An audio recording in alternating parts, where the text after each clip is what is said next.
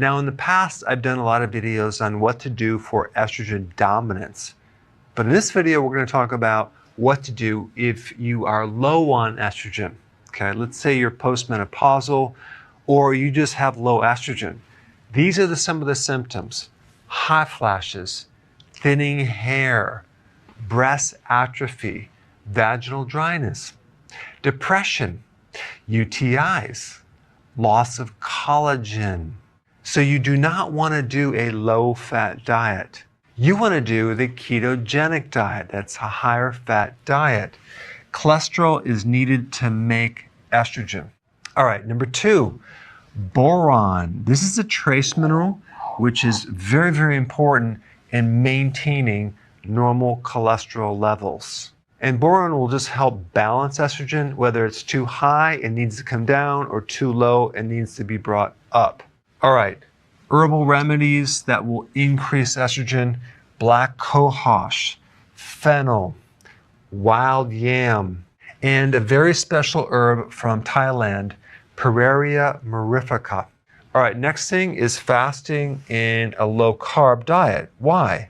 Because fasting and a low-carb diet lower insulin. Now, what's the relationship? Insulin will increase androgens in a female body and indirectly lower estrogen. So if you eat very frequently and you do a lot of snacks and you do on a high carb diet, that's going to lower your estrogen. All right, next one is vitamin E. Why is that so important? Because out of all the glands in your body, the pituitary needs a lot of vitamin E, especially after menopause.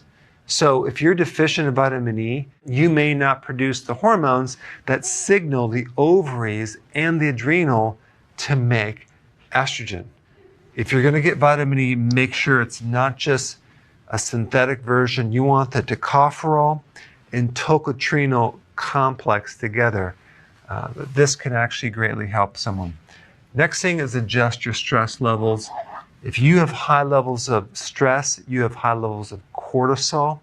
That is a hormone that will just shut this right down. Because realize that during menopause, the adrenal glands are supposed to back up the ovaries. They make the same hormones, but just in smaller amounts. So if your adrenal glands are already stressed and weakened going into menopause, everything's going to be magnified. And the same part of the gland in the adrenals that make cortisol also make estrogen. So the bottom line is lowering your stress is going to help you make more estrogen because the adrenal glands will be able to work better. And lastly, you have to adjust your exercise and make sure you're not overtraining. If you're exercising too much and you're not recovering, that alone will shut down estrogen. So the key is making sure you're sleeping well, making sure you're recovering, and make sure you don't overtrain. Some people do very well on 1 to 2 workouts a week, and as soon as they do 3 or even 4, their body's breaking down, they're constantly sore, and their estrogen will plummet. All right, there you go. These are the things that can help you increase your estrogen levels. So if you want more knowledge on how to create a healthy body, subscribe now and get daily notifications.